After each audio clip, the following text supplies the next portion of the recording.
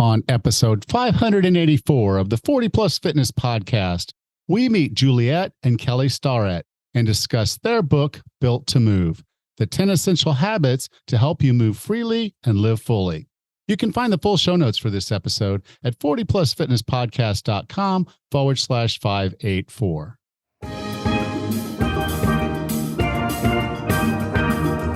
Have you decided you're ready to make a change? To reclaim your health and fitness, the 40 Plus Fitness Podcast is here for you. Each week, we dive deep into health and fitness topics that affect those of us over 40. I'm Coach Allen. I'm an NASM certified personal trainer with specializations in corrective exercise, behavior change, performance enhancement, and fitness nutrition. A Precision Nutrition Level 1 coach, a FAI certified functional age-linked specialist, and an OTA Level 2 online trainer. Each week, I'm joined by our co-host, Coach Rachel. She is an NASM certified personal trainer and a RRCA Level 1 run coach. Let us be your coaches as you find your way on your health and fitness journey. All right, let's go.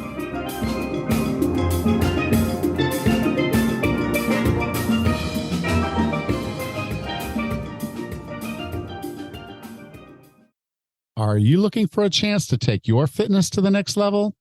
Do you dream of combining exercise and adventure in a tropical paradise? Look no further. The 40 Plus Fitness Retreat from May 29th to June 2nd in Bocas del Toro, Panama is just what you need. Imagine waking up to the sound of the waves, surrounded by lush jungle and crystal clear waters. This program is designed to challenge your body and mind with daily fitness sessions, beach workouts, and guided hikes through the stunning scenery of Bocas del Toro. Led by Coach Alan Meisner, the retreat is tailored to suit all levels of fitness and ability. You'll receive personalized coaching, nutritional guidance, and plenty of motivation to help you reach your fitness goals. But it's not all about hard work. Our retreat offers plenty of opportunities to relax and rejuvenate, unwind with a massage, or take a dip in the Caribbean water, or simply kick back and soak up the sun on the beach. Don't miss out on this chance to boost your fitness, meet like-minded people, and experience the natural beauty of Panama. Sign up today and start counting down the days until your dream fitness retreat. Spaces are limited, so act fast to secure your spot. Go to 40plusfitness.com/retreat to book your place. See you in Bocas del Toro. Hey, Raz. Hey, Alan. How's the last few minutes of your life been? Oh, pretty quiet. It's nice to be holed up here in my office. Yeah, we our hello section, we're doing 2 episodes at the same time, so nothing's changed other than a few minutes on the clock since we did the last one, but just thought we'd take a moment to have our little hello session anyway. Mm-hmm. So, Raz, you ready to have a conversation with Juliet and Kelly Starrett? Sure. Dr. Kelly Starrett is the co-author of the New York Times bestsellers Becoming a Supple Leopard, Ready to Run, and the Wall Street Journal bestseller Deskbound. He is also the co-founder of the Ready State and the co-founder of San Francisco CrossFit. He consults with athletes and coaches from the NFL, NBA, NHL, and MLB, the U.S. Olympic team, elite Army, Navy, Air Force, Marines, and Coast Guard forces, and consults with corporations on employee health and well-being. Juliet Starrett is an entrepreneur, attorney, author, and podcaster. She is the co-founder and CEO of The Ready State, the former co-founder and CEO of San Francisco CrossFit. She is the author of the Wall Street Journal bestseller Deskbound and was a professional whitewater paddler, winning 3 world championships and 5 national titles. With no further ado, here is Juliet and Kelly Starrett. Juliet, Kelly, welcome to 40 Plus Fitness.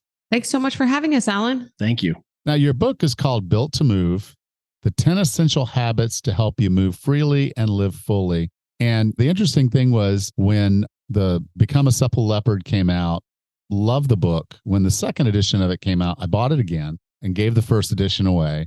And then when Deskbound came out, I bought that. Those are both sitting on my bookshelf over here.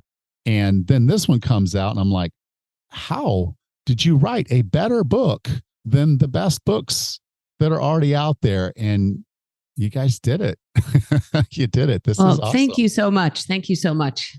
We're really excited about it. Well, I think what you can see is some evolution in our thinking, that we maybe have been very, very keen on our roots are high performance. That's where we came from.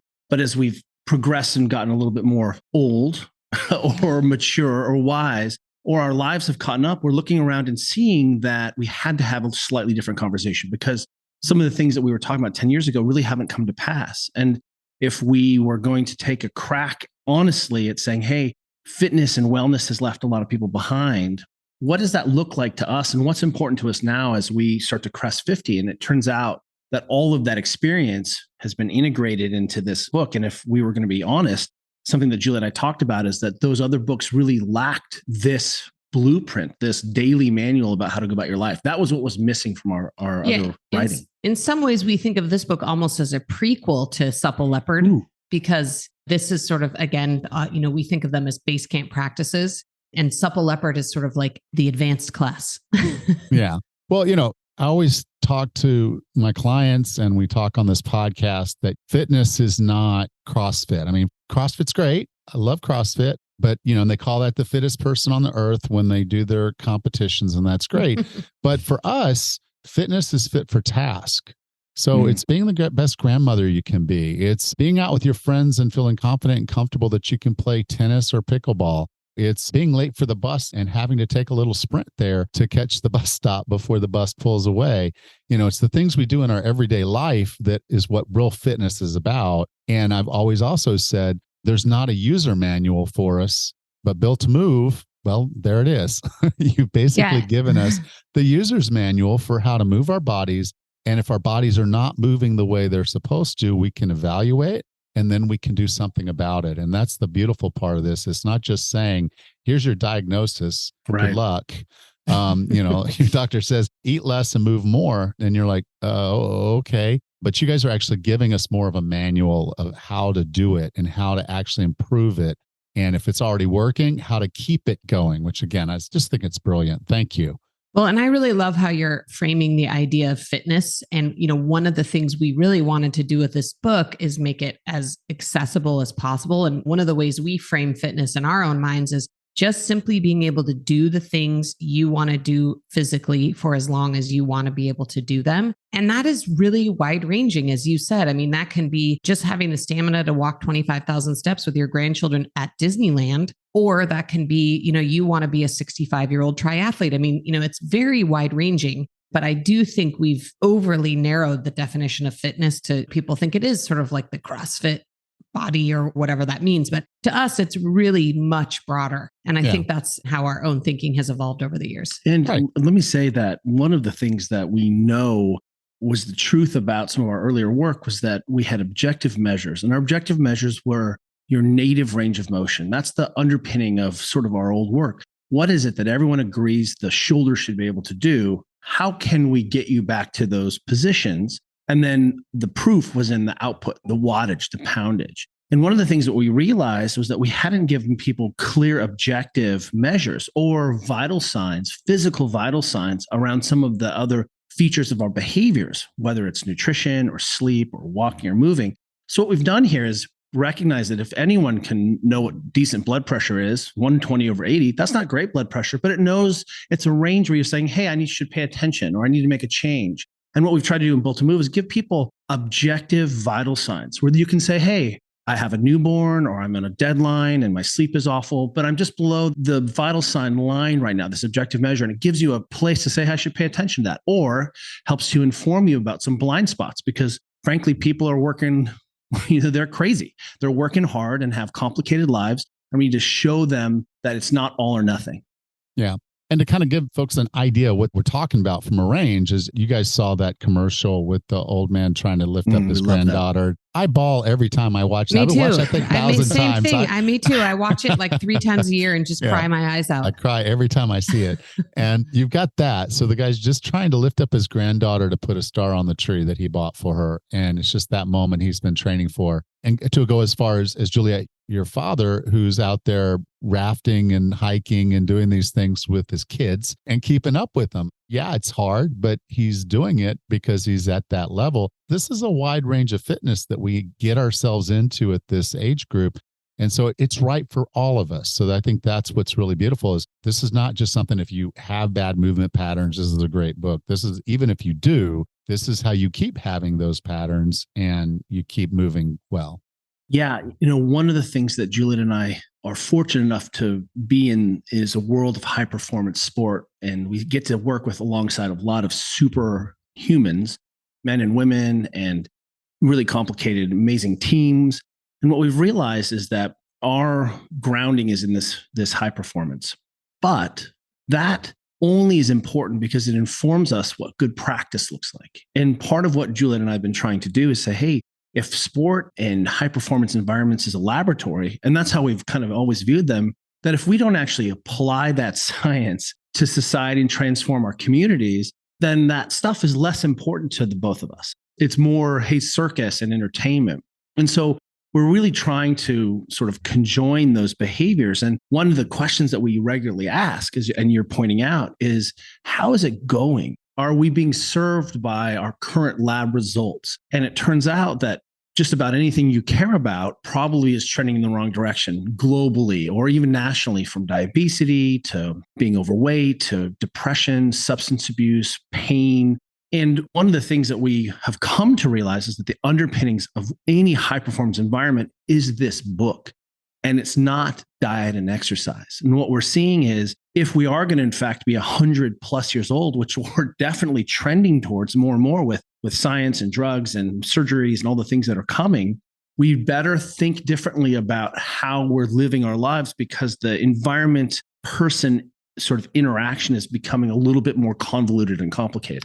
And one thing I would add to that too is it is a myth that all of these high performers actually are checking all the boxes as well. I think it's easy for those of us who are weekend warrior types to think, oh, okay, well, the Starretts work with these elite athletes and they've checked every single box. And in some ways, because I think we have gotten so much more sophisticated in training, so much more knowledge is widely available thanks to the internet. We have this explosion of technology that can be applied to fitness, that there's an assumption that all these high performers are getting the basics right. But in some ways, they're not. In fact, because of all this sophistication, they too have forgotten to focus on the basics. And so I think it's important for your listeners to know that the things that we are prescribing to do for weekend warriors, everyday movers, are the exact same things we are actually prescribing for the highest performers to be doing as well. Yeah.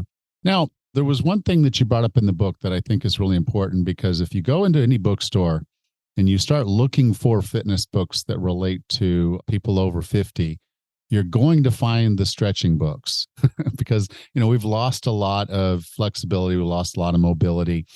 And so when you bring up mobilization or mobility training, which I bring up a lot, they default to this, oh, well, I already stretch before I do my workout and I stretch after my workout, therefore I'm covered. Can you kind of compare and contrast? What is the difference between mobilization and stretching? Should I take a swing at this? Oh, yeah. I was expecting you would. When people say stretching, it really is sort of a nebulous term. If I said diet, it could include traditional diets, paleo, juice cleanse, keto. It's a really non-specific idea. And one of the things that we're trying to say with mobilizations that we're prescribing is that you are a complex, amazing systems-based human being. If you just feel tension in a muscle or a tissue, that's not necessarily making changes in that muscle or tissue. Because I think what's happened is we've all known, hey, we should stretch, but we all don't know why, to what end, what is enough, and is it working? Because remember, the goal here is to restore our native range of motion. In fact, what we want everyone to be thinking about here is that your range of motion and ability to move freely has nothing to do with your age. It's the one aspect of your movement that sort of is age independent and age proof, that it's more difficult to heal as you get a little bit older. We slow down, but we still heal, but it's slower. It's harder to keep muscle mass on. We know it's harder to change body composition, to lose those stubborn few pounds. But your range of motion, that's a really stable system. And what we know is that as we get older, maintaining our range of motion allows us to maintain movement options, movement solutions. your balance will improve if you have better ankle range of motion. You are more likely to have fewer aches and pains if your hips do what hips are supposed to do. So what we're talking about in the mobilizations are saying, hey, here are some targeted techniques that we actually call in-house position transfer exercises. We're doing this slightly different variation on restoring what your tissue should do to a specific aim of restoring a range of motion you should already have. So you might stretch because it feels good, right? Like you just move your neck around, but we could think about stretching. If someone said, hey, I go to yoga, isn't that enough? Well, yoga is a movement practice and you may feel tension in your musculature and tissues while you do that, but that may be an incomplete way of addressing a range of motion. So what we're trying to do with these mobilizations are introduce some other techniques like contract, relax, and some other sort of key concepts to help people be able to return to their native range of motion in a specific way. So this is more akin to an exercise that restores your range of motion than, hey, I'm passively pulling on something because someone told me this is good for me at one point in my life. Yeah. And it's sort of that concept. We do the stretching because we want it to prevent us from hurting ourselves. But the reality is it's mobilization and being able to move through the full range of motion that allows our body to do the things it's supposed to do so we don't get injured. And what you're bringing up is a really important thing. Oftentimes when people come, I think when we were working with younger populations and we were earlier in our careers 15, 20 years ago, we were using these sets of mobilizations and ideas of restoring how your tissues slide and glide and what your joints do. We were using them to restore positions so that our athletes could go out and win world championships. That's great. But that has nothing to do with me as a 50-year-old man. And what it turns out is that those same mobilizations oftentimes can be employed to return my, again, native range of motion. What is it my body should be able to do? Everyone agrees that this is what your shoulder should be able to do. Every physical therapist, every doctor, every surgeon, right? There are these native ranges to every human, not gymnast ranges. I'm not talking about that. Would be nice, but that's not the reality. And what we saw was that when people had pain or stiffness, one of the easiest things we could do was do something to change their physiology. So by getting some input into the tissues that was different than just tension and stretching, we saw that sometimes that was enough to restore or change how their brain was thinking about the tissue. So suddenly that pain didn't mean I was injured.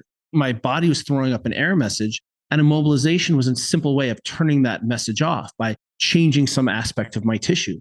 Or by mobilizing, I was able to return or change or improve my range of motion. And my brain thought that was different. So we ended up realizing that we had this sort of spinning coin. And on one side was, let's return your positions so that you can do what you want to do.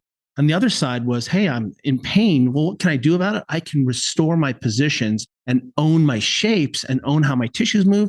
And that may be enough to get me out of pain or change how my brain was perceiving what's going on in my body. And one of the things we're really trying to change the perception about in this book, and I think this is particularly relevant for those of us over 40 who do suffer from, aches and pains because we're trying to use and move our bodies, is that, and Kelly alluded to this a little bit, but pain doesn't necessarily mean you're injured. And I think that's where people often go in their minds like, oh, I have knee pain, I'm injured. And one of the things we're trying to be evangelist about is, hey, before you take time off work and get 7 MRIs and go see 12 chiropractors and physical therapists, you really can take a crack at some basic soft tissue and mobility work and really potentially affect change in your own body. And I'll give you an example. I can't tell you how many people we've had come to Kelly saying, oh my God, I have knee pain.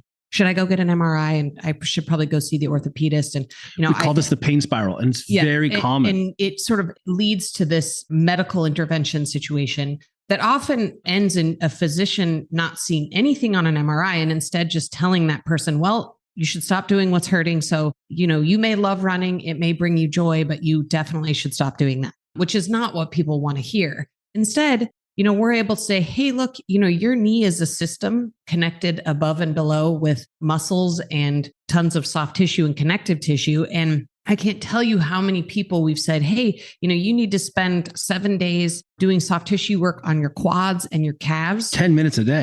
That are connected to your knee. And people are blown away. Like they don't believe us at first that it's going to make a change in their knee pain because they think for sure they're injured. And so one of the things we're trying to do, and we do have some sort of pain toolkits in this book, is to try to reframe thinking a little bit, such that if you do have aches and pains in your joints and shoulders, there obviously will be a time at which it's totally appropriate to go see a physician, but maybe that shouldn't be your first course of action. Maybe you take 10 minutes for a few days to just see if you can make change, because the amount of people we've been able to see who can is astounding. And if I may just jump in there, the other side of that is that people fail to appreciate that the environment, the lifestyle decisions we make influence how regular and how tough and durable our tissues are, and how our brains perceive what's happening in our bodies. So one of the first conversations we have with anyone when we're dealing with an acute injury or chronic injury or persistent pain is we actually look at their sleep. And then what we know is that if you're a stressed person who's getting less than 7 hours of sleep a night, we know that that is not helping you sort of calm this ringing bell down. And that if you want to heal, change your body composition, grow, put on muscle, get skinnier, whatever your goal is, it turns out 8 is a really magic number. So the rest of the book, it seems like, and this is what's really confusing, I think, about how we presented fitness and wellness to people, is that we are a system, and that my moving during the day affects my sleep and my sleep quality and sleep density. But if I can sleep more, I can oftentimes heal more effectively, or even just get my brain to stop being so twitchy and freaked out and perceive my body as a threat. So if pain is a request for change, we want to sort of expand what that means. Well, hey, we can work locally and change some aspect of your tissue or get some different input, but also let's look at these other things that may be contributing to a system that sort of has a blanket on. And in the book, you kind of identified basically is that it's like, okay, here are some things, and you have 10 vital signs, is what you call them, vital signs, but they're basically checks to kind of do that check-in with yourself. Yeah. How am I doing with this? How am I doing with that? And it's not subjective. In some cases, it's a little subjective, but in a general sense, you've put measurements that you said, okay, let's try to do this and see how you do. And then from there, we kind of have an assessment of where we stand. And that's always a good thing, because when we talk about goals, you've got to have a measurement. You got to know when you're successful, all those different things that go into writing a really good goal.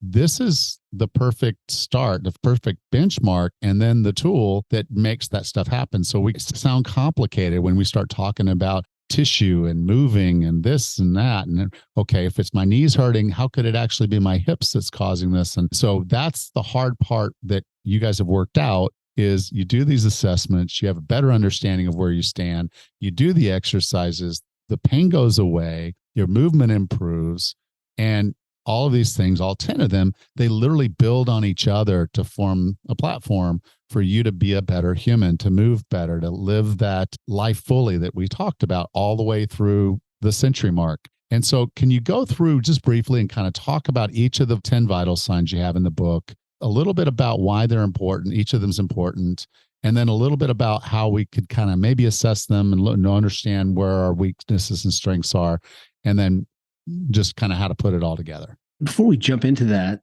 I just want to appreciate that the most important part of the book is something that Juliet and I came to work and understand working with people who are very busy.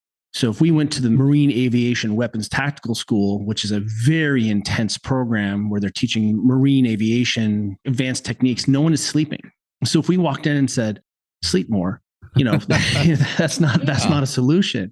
Not helpful. And if we had busy working parents with young people and we said, hey, we need you to spend an hour a day at the end of your day doing this checklist of things, we also saw that that was impossible for people.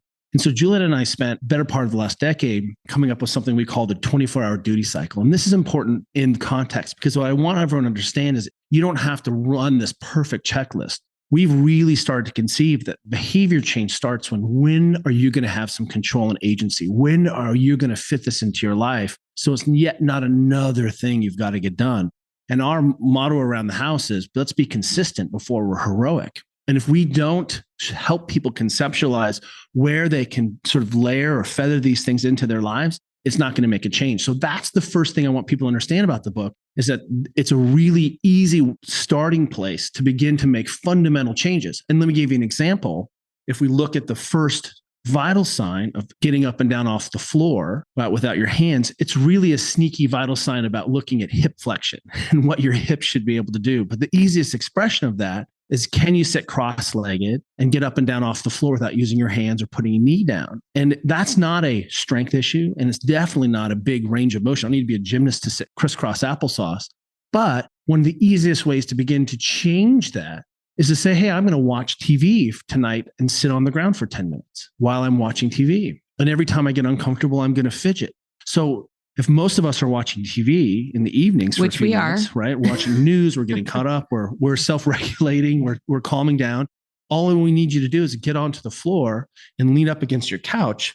And you've already begun to change your behavior, which is putting range of motion into your hips, you're changing shapes. And you're going to have to get up and down off the floor before you go to bed or get that snack or something else. Or just sleep right there. That's right. So we've constrained the environment. We've shaped a behavior without having to make another choice. And that's one of the things we're really trying to do here. And, one interesting note from a data perspective on this particular vital sign, which is get up off the floor. And it's the first one we put in the book, in part because it's kind of a fun test to do. And, you can get your whole family involved. And I think you learn really quickly where you are when you do that test. But one of the things we know is that in countries where people sleep and toilet on the floor, they suffer from much fewer low back pain, orthopedic injuries, hip replacements, knee replacements. And fall risk goes down. Fall risk, which everybody knows once you fall, especially as an elderly person, that's sort of the beginning of the end.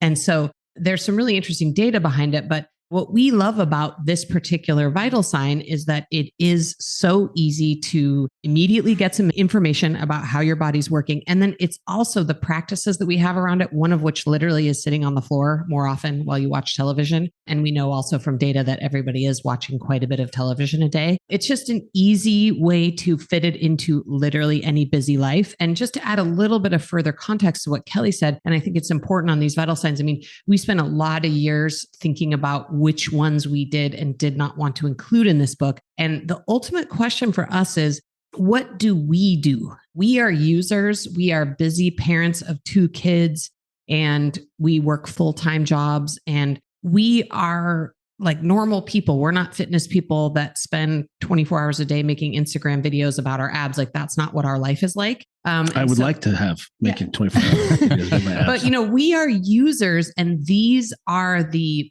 basic practices, all 10 of these vital signs that we actually are focused on implementing in our own lives. And so getting off the floor is the first one. I believe our second vital sign is breathing. And people have started to, I think, get some concept of the importance of a breath practice. People have heard of Wim Hof, cold therapy plus breathing. But interestingly, as people may or may not know, Kelly's a physical therapist. And when he has a client come in, especially a client that is complaining of low back pain, which is a very common problem, and I'm sure many of your listeners have or have had, the first order of business Kelly does with them is work on their breathing. And we find it to be so critical in terms of how your body functions and also how your brain can think about and manage things like pain. What's interesting is, again, instead of saying, okay, now here is another practice that you have to do. What are you going to kick out? You're going to kick out, making breakfast for your kids so you can do a breathing practice. What we are trying to say is we've got something called a blood oxygen level test, the BOLT test in there. And it's popularized by a really brilliant thinker named Patrick McCone. And he is Oxygen Advantage. And it's a simple idea of understanding how CO2 tolerant we are. So hang on in there, everyone. Remember that Juliet and I are really obsessed with being old and maintaining the things that we love to do as long as we can. But the other side of that is that we realize that we never have to have a compromise between being durable and longevity and performance. When we focus on helping the body do what it should do and improve its capacities, it turns out you can play more pickleball and you can do that spin class or whatever it is you like to do more effectively. And one of the things that I think is misunderstood about sort of some of our breathing traditions like yoga or meditation is sometimes we didn't always appreciate the impacts on the physiology. And that when I could get someone to breathe and do some breath practices, one of the things that we know, for example, is that you can strip off more oxygen off of the hemoglobin. Remember that blood is carrying oxygen, but the mechanism by which that oxygen comes off that blood cell is actually driven by your CO2 levels, the carbon dioxide gas. And so the more I can get my brain comfortable with having higher CO2 levels in the bloodstream, because the CO2 is what triggers me to breathe, suddenly what we see is that you can actually access more oxygen, which means it's easier to go upstairs, which means if I have pneumonia or emphysema, or I'm dealing with a chronic condition, or I want to hike more effectively and destroy the people in my hiking club or my bike group, I'm talking about, this is the conversation we've had with our elite Tour de France cyclists, that this same idea of, hey, let's improve the efficiency of the system ends up going a long ways. But it also improves how well your rib cage moves. And it improves how well you can take a big breath, which changes your VO2 max and makes it easier for you to move and balance and put your arms over your head. So when we start to see breathing not as a meditation alone practice, but as a mechanical practice, it's shocking the impacts that it has downstream. And just a note on the practices in our breathing chapter. And again, because our whole focus has been how can we fit this into our lives without adding another hour-long breathing meditation practice? We recommend, and we are inspired, of course, by Jacob Nestor's amazing book, Breathe, that one of our future chapters that we can discuss is walking more. And so we don't have a separate breathing practice. We suggest that while you're walking more, you actually just practice nose-only breathing. Or one of the things we do a lot in our own practices, whenever we're exercising, part of our warm-up is just to work on a little bit of breath practice during our warm-up. So again, it's not an added new practice. It's something that we're conscious of, we know the importance of, but we're figuring out how to just layer it into other things we're already doing and just bring an awareness to it. So we obviously are huge fans of walking and adding in generally more movement in the day. And so the time when I practice most of my nose only, mouth closed, conscious breathing is while I'm walking. What you can start to see in the book is that almost the book is split into sort of two categories. One of them, for example, and another vital sign is extend your hips. We're really trying to look at hip extension, which is my ability to walk and bring my knee behind my butt like I was in a lunge position. Because of the amount of time we're spending sitting, because of just the nature of being a human in today's world, we've seen that this inability or loss of capacity or loss of freedom to put the hip behind us ends up with a phenomenon called tail wagging the dog, where as soon as my leg starts to come behind me, it ends up taking my pelvis with it just because I'm a little bit stiff in that lunge position. And if you look at any of our movement traditions like Pilates or yoga, they are obsessed with hip extension. If you look at our sprinting and some of those practices, they're obsessed with hip extension. So I'd like to be known as the knees behind butt guy. And the idea is that we find that when we're managing, again, restoring what the body can do, and we have something in a test called the couch stretch, which if you follow our work, you know, is the arch nemesis of every human being. But the idea is it's just, hey, let's take this leg into some extension and challenge the tissues here. And what we find is that, ironically, just by improving the shape, we often see commensurate changes in pain around the knee, or people's low back starts to feel better. And they can go up the stairs, run, get into lunges more effectively, have more movement choice.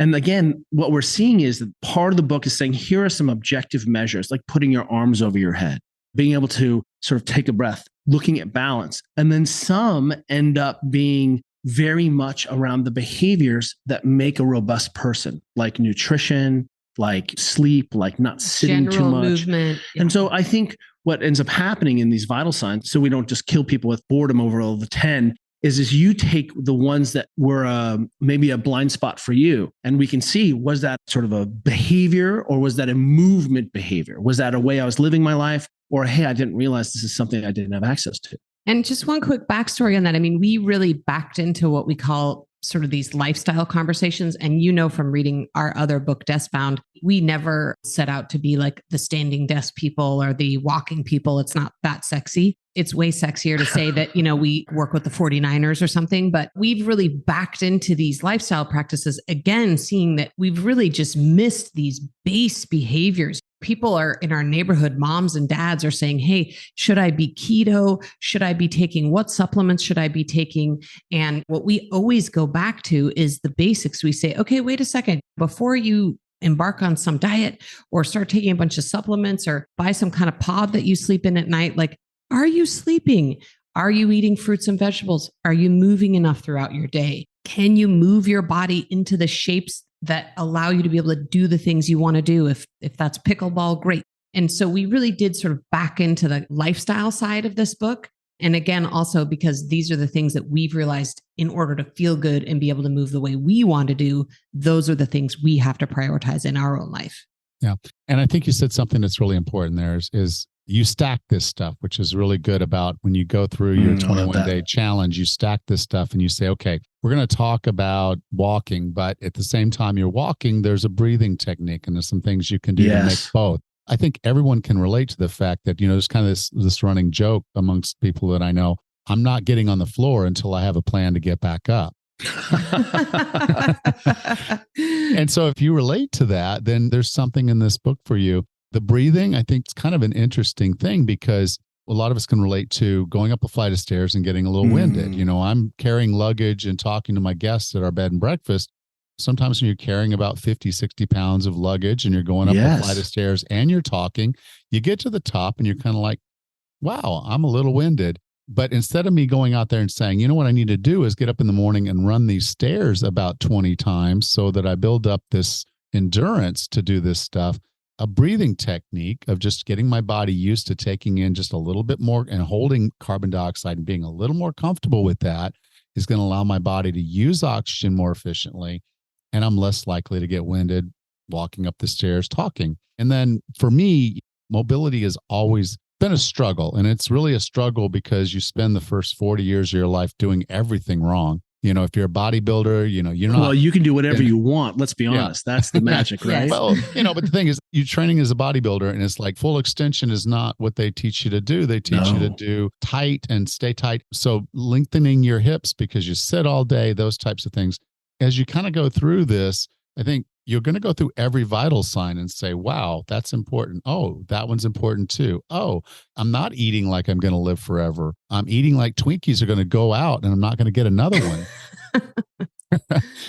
Well, you brought up something I think that's really great here. One is if we're talking about a movement practice, or it essentially is, can you be useful? Can you do what you want to do? Do you feel like, hey, I'm afraid to ride this bike, or I'm having a hard time skiing because my hips are getting stiff? We have all these conversations. They're all on a continuum. The next question is, okay, what do I do about that?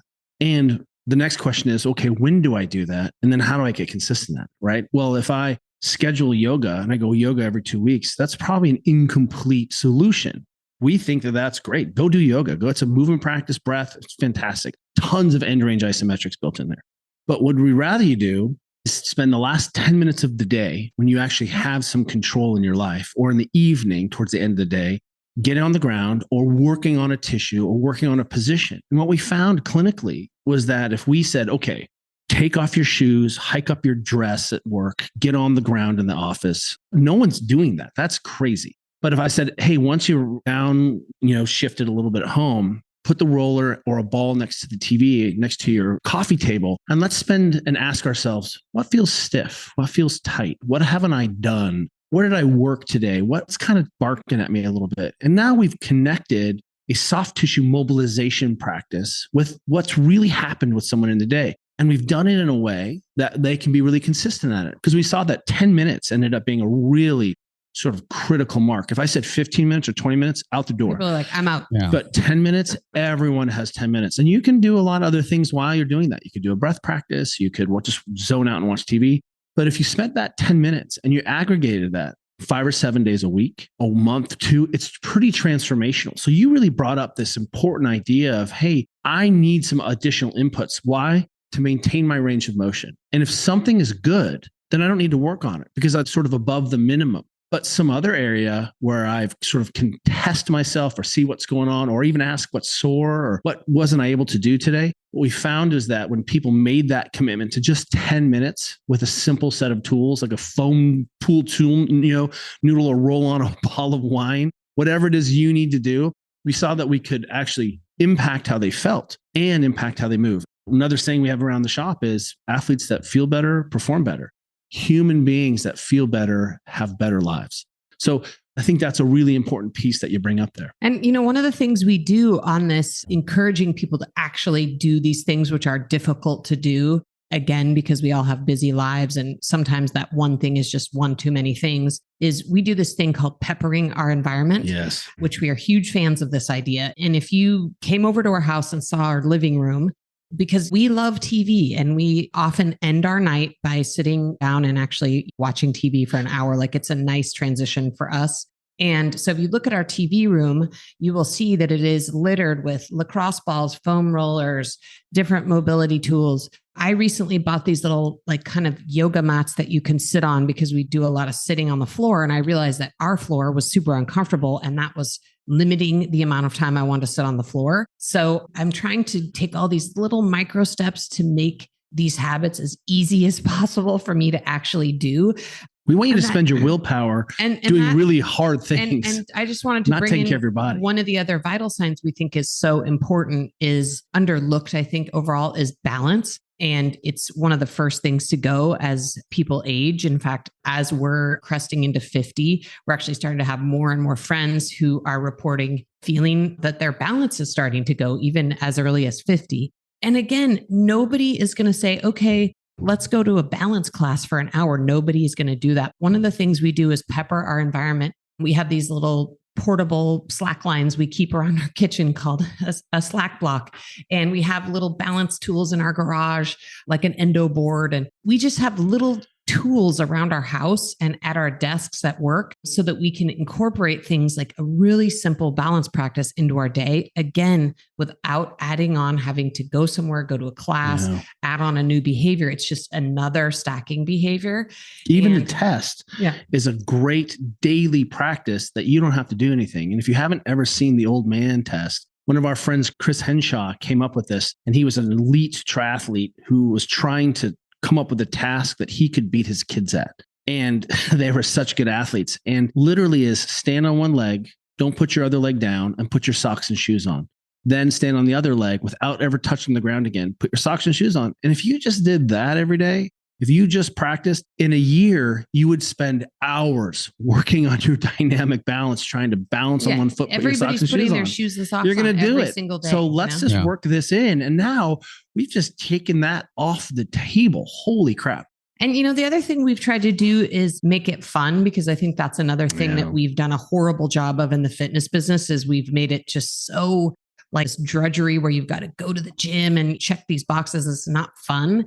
And just these little balance tools we have around the house are very playful and fun. And sitting on the ground with your kids at night and working on your mobility and practicing your balance. And we've just been in our living room with our own kids doing the old man test, and it's hilarious and fun. And we don't always make it. And so we've just sort of tried to add like an element of fun and play to this, because again, our thinking here is that a lot of what's out there in this space is about restriction. How can I restrict my diet and restrict the things I'm doing? And we want this book to be about expansion. In our nutrition chapter, for example, there's no restriction. Our nutrition suggestions are appropriate for any diet anyone follows, whether you're vegan or carnivore. But hold on, I challenge you to hit those those benchmarks. Good luck with that.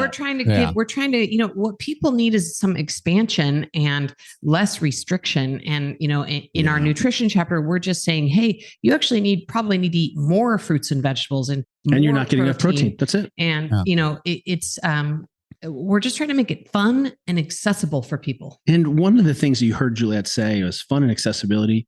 That happens in the functional unit of change or health, which is your home. So the second we bring in a physical therapist or a physician or some third party, that really removes our agency and our control. And what we know is that it doesn't work. It's not sufficient enough. Unless your physician and your dietitian and your physical therapist lives in your house, it's not going to happen. And so we see that this functional unit of change is the home. We call that's like a hyper-local object, hyper-local phenomenon. And that if you have a garage and a kitchen and you put your shoes on and suddenly you realize that your control around feeling better actually happens in your time, under your demands and under sort of your watch. It's not an external piece. And that really feels like a revolution for people. Yeah, because it makes it accessible. You're not having to pay those bills, go to the masseuse, go to the physical therapist, go to the orthopedic guy and get them to do what they do, or chiropractor. And you're not going to their place, limited time, limited exposure, limited attention. Get this done. They give you the homework. It's a piece of paper with some pictures on it. And 99% of the time, they never look at that picture again. They never look at that paper again. The interesting thing that you've said, and it's kind of what brought this full circle for me, is I have this joke. It's not really a joke. It's actually real. But I say, I want to be able to wipe my own butt when I'm 105. And people think that's funny. Alan. Right. But people think, oh, haha. And then it starts to hit them. It's like, wait, so he wants to live to 105. Yeah. He wants to be able to move and be independent and do these things. He wants to be able to do a squat. He wants to have the mobility and dexterity to do the paperwork. He wants to be able to just go and not worry about whether he's going to make it or not. So there's a lot built into that little sentence. But the cool thing about what you guys have here, and again, that's why I love it so much, is this is going to give you benefits today. And it's going to give you those benefits in the future, because a lot of people will tell me it's, hey, Alan, you're 57. So you're talking 50 years from now. You want to be able to do these things. So it's just hard for me to wrap my mind around doing something for 50 years from now. I want to do something that's going to stop my back pain or knee pain right now. I want to be fit now. I don't want to be fit in 50 years. But this does both. And I think that's what's so wonderful about the way you guys have approached this, is you're looking at it and saying, okay, here's the thing to know how you're doing, to gauge yourself. Here's a practice or a few practices that you stack together. You fit them in with what you're already doing. You can stand on one foot, close your eyes while you're brushing your teeth. Go for a minute, brushing your teeth on one foot with your eyes closed. And then the ding goes off. You switch feet the second minute, because you're supposed to be brushing your teeth for 2 minutes. You're on your other foot for that whole time. Or like you said, putting your shoe on, the old man test, socks and shoes. It's extremely hard because I've tried it. It is really, really hard. It's really hard. Well, I think you bring up a thing that, I think a lot about. I mean, I think you're right. It's got to be both. I think very few of us are inspired by, okay, I want to be able to do these things when I'm 100 years old. That short game and long game is the game. But yeah, I think you're exactly right in terms of the short game and the long game. And one of the things I like to point out is that we are all so comfortable with this idea of setting goals, either in our home lives or definitely in our businesses. Everybody is aware that you've got to save for retirement and sets financial goals around that. So I would challenge everybody to set some short-term and long-term physical goals. Because again, I think what happens to a lot of people is they turn 70, 75, and they haven't set those goals. And all of a sudden they've lost the ability to do the things they want to do, again, whether that's just play with their grandchildren or go for a hike or whatever.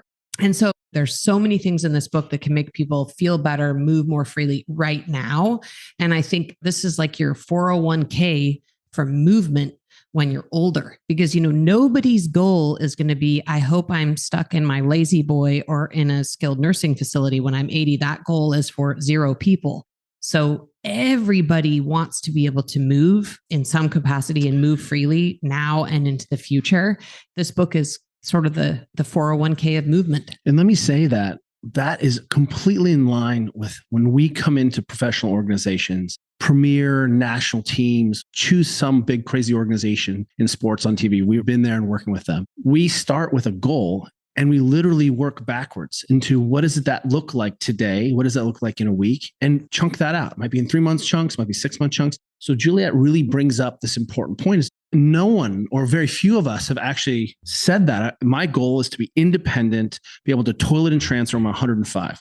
Then you can really work backwards and say, what does that look like? Well, it looks like I need to walk today and manage my sleep to the best of my ability. So you've nailed the idea. The other thing that I want people to understand is that these practices create buffer zones. They allow you, because as you get older, bad things are going to happen. You're going to fall. You're going to injure yourself. You may have been injured from high school soccer, whatever it is, or you may have a disease problem coming down the pathway. And so we talk about our own experiences in the book here, but understand that sometimes what looks like miraculous outcomes when people are confronted with cancer or a big surgery or trauma, it just turns out maybe they had a little bit more resilience and tolerance built into the system. And so what we're doing here is saying, hey, look, it's going to be unlikely that you get out of the next 50 years completely unscathed without having to go to the doctor. But how you show up for that event is going to definitely impact its outcome. And we're not trying to scare anyone here. Again, our focus is we think you can feel better and move better and do all the bad stuff. But it turns out these things are what is essential about being a functional, durable human. Before I let you go, I think there's going to be one big question. People are like, well, wait a minute, Juliet Kelly, you can't write a fitness book and not talk about weightlifting and running. You talked a little bit about yoga. Where does exercise fit on all of this?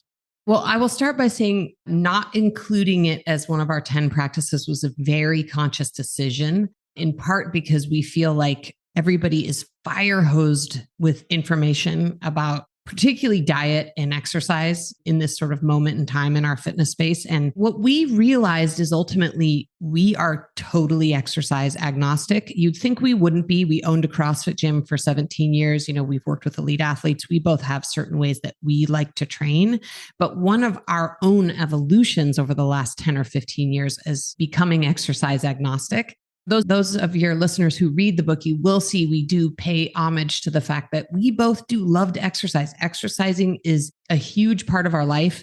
It's how we both probably manage our mental health. It's what we like to do. It's our hobby. We used to both be professional athletes. So yes, we are huge believers in exercise. We believe people should do it, but we really wanted to not write an exercise book.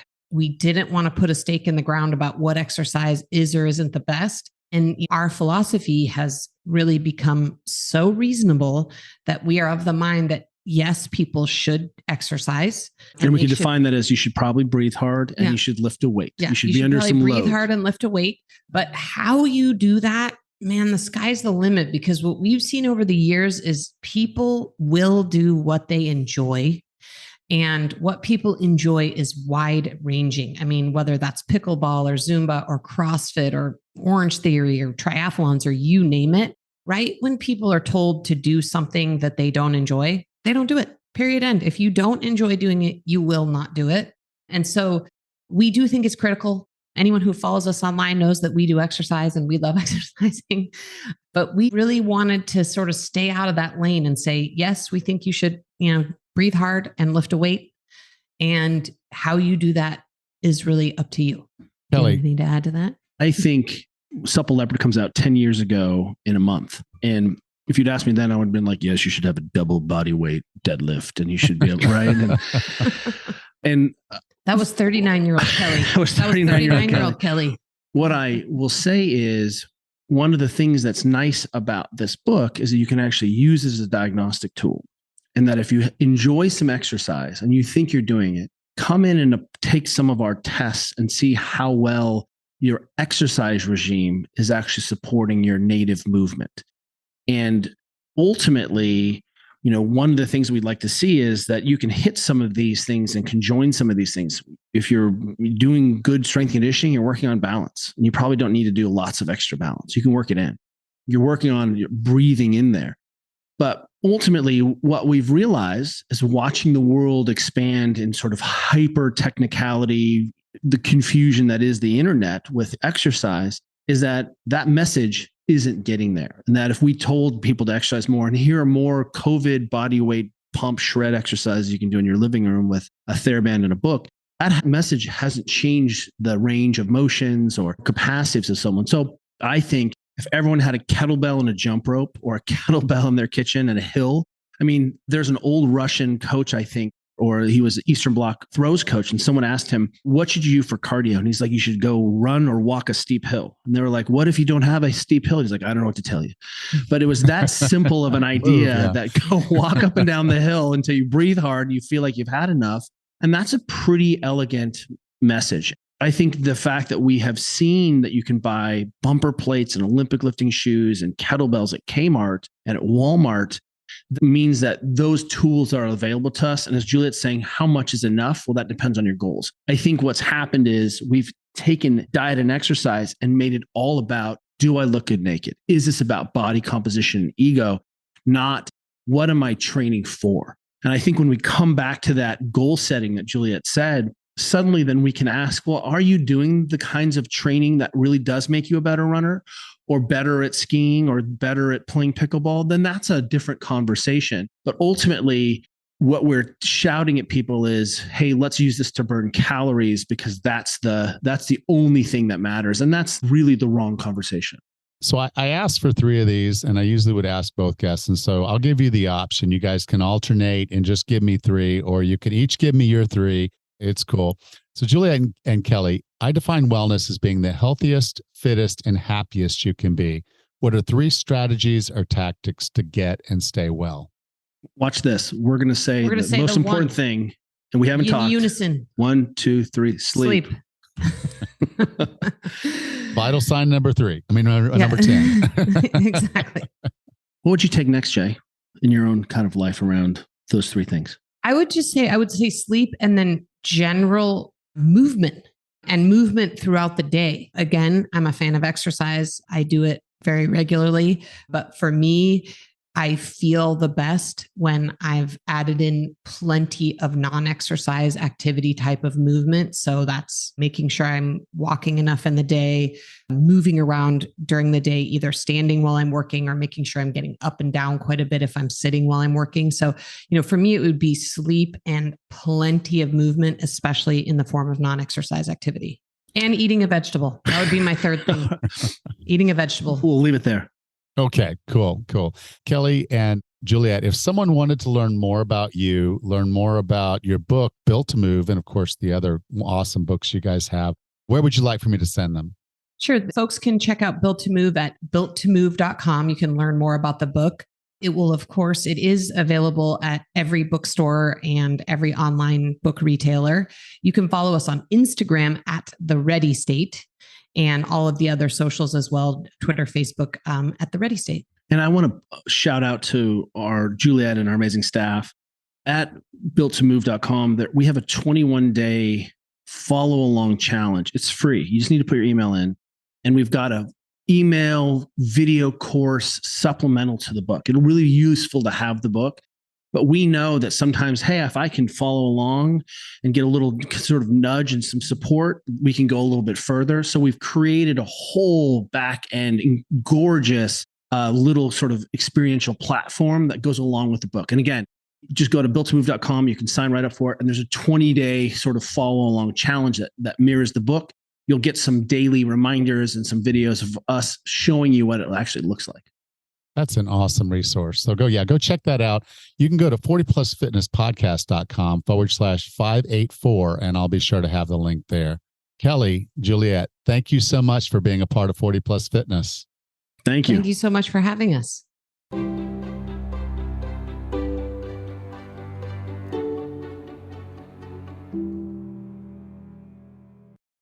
Welcome back, Raz. Hey, Alan, I probably could have listened to you guys chat for probably another hour. There was a lot you guys talked about with the book Built to Move. I don't even know where to start. There was a lot to go over. Yeah. The interesting thing is Jill from the last week, Kelly and Juliet, and then another interview that's going to be coming up in a few weeks, Katie Bowman. They're all movement specialists. That's what they do. They're into how the body moves, how to breathe, how to optimize the movement of your body. They do work with extreme athletes. They work with normal everyday people. And it's really what it's all about is using the human body the way it was designed to be used. And so a lot of times we talk about performance and you might think, well, I'm not an athlete. I'm not trying to make the Olympics or NFL team or this or that. But what you are is an athlete from the perspective of the movement patterns that you need to do, to be who you need to be. That could be a caretaker. So your ability to help someone get up off the floor when they fall, your ability to get yourself up off the floor when you fall, your ability to play with your grandchildren, your ability to keep up with them, your ability to do all these different things. And all of them are fundamentally built around your ability to move. And a lot of people get into their 40s and 50s and they start talking about this ache and that pain and this joint I can't. And, the doctor said don't. And the only reason doctor's telling you don't is because he knows or she knows that it's going to hurt. And he and she knows maybe you're just not going to do anything to improve your performance. And therefore it's always going to hurt. Right. we create these situations. But if we start moving our body more and we start moving it the right ways and we start paying attention to how our body was designed to move, then it just makes it a lot easier. I get on the floor all the time to pet my dogs. Oh, good. When I have grandchildren, that's never going to be a problem. I don't even think about it. I get on the floor, I get back up, and I can keep doing that. And if I wanted to do a cardio workout in my home, that's exactly what I would do. I would get on the floor and get back up. Get on the floor and get back up. Try doing that for about 3 minutes. That's a workout. It would be, yeah. Okay. But just try sitting on the floor and you'll find you squirm a bit, move a bit. The Starretts watch TV with their family sitting on the floor. They're not sitting on standard furniture. Katie, who we'll be talking about too in a few weeks, she's even more extreme. She's conditioned herself to not even need a mattress or a pillow when she sleeps. Oh my gosh.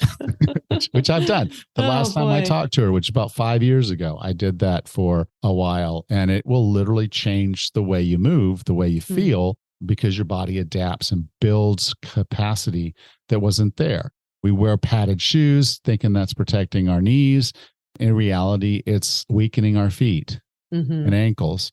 And so when we go barefoot, it's really, really hard because our feet hurt because they're not used to being strong enough to support our body weight without that padding. And so, as you start thinking about movement, and particularly with their books, the Starrett's books, because he did The Supple Leopard, and then there was a second volume of that, and then they did Desk Bound, and now they have this book. This book is sort of like I'm not going to say a step change better, but it's an evolution. He was originally thinking about how athletes could move and should be, and so it was a really good book, but it is mostly adapted to athletes. And then he did Desk Bound, which was more of the person who is sitting at a desk or sedentary a lot, not through choice, but just where you are. This one balances it all out and says, what can normal people do to live better? And it gives you all of it in this one book. So I love their books. I love what they do. They're amongst the best books on the market. They're always going to be in my perennial favorites. And this one's no different. That's awesome.